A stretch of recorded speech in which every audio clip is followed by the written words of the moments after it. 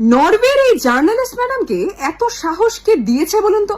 না মানে উনি নরওয়েতে দাঁড়িয়ে আমাদের প্রধানমন্ত্রী মোদী বাবুকে এই প্রশ্ন করছেন যে কেন মোদী বাবু নরওয়ের প্রেসের থেকে কোনো প্রশ্ন নিচ্ছেন না এবং তার উত্তর দিচ্ছেন না। আরে মশাই, আমি মেনে নিলাম যে প্রেস ফ্রিডম ইন্ডেক্স 2026 অনুসারে নরওয়ে ফার্স্টে র্যাঙ্ক করছে, কিন্তু ওনারা কি জানেন যে ভারতবর্ষ 157তে র্যাঙ্ক করছে 180টা কান্ট্রিজের মধ্যে? আর আপনারাই হিসাব করে দেখুন যে 180 সংখ্যার ক্লোজেস্ট কে, 1 নাকি 157? মানে ভারতবর্ষ সবচেয়ে ভালো জায়গায় আছে নরওয়ে বাবু, আমরা আপনাদেরকে জানিয়ে রাখছি আগে থেকে।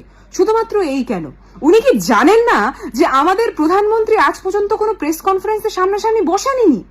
আর তাহলে যখন ভারতবর্ষেই উনি বসেননি, প্রেসের মুখোমুখি হননি, সেখানে দাঁড়িয়ে নরওয়ের এক জার্নালিস্টের এত সাহস হয় কি করে যে নরওয়েতে দাঁড়িয়ে উনি আমাদের প্রধানমন্ত্রীকে বলছেন যে ওনাদের প্রশ্নের উত্তর দিতে?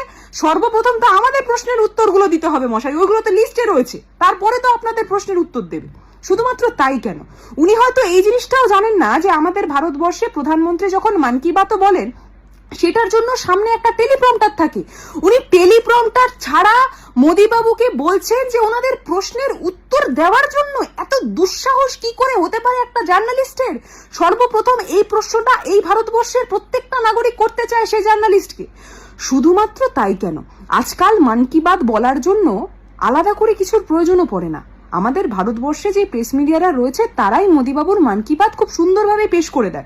এই যে আর একটা জিনিস, ঠিক কদিন আগে দিল্লিতে বাসে একটা রেপের ইনসিডেন্ট হয়েছে, কিন্তু সেই খবরটা কজন জানতে পেরেছে বলুন তো? এরকম অনেক ঘটনা ঘটে। এই যে বাংলার বুকে বুলডোজার দিয়ে যে এত সংখ্যক সাধারণ ব্যক্তি যারা দিন আনে দিন খায় তাদের রুজি রুটির জায়গা গুড়িয়ে দেওয়া হচ্ছে, কটা মিডিয়া চ্যানেল দেখিয়েছে। তো এই সব প্রশ্ন যখন নরওয়েতে দাঁড়িয়ে একজন জার্নালিস্ট করছে, মানে আমি সত্যি জানতে চাই এত সাহস আপনাদেরকে দেয় কে মশাই, দেয় কে?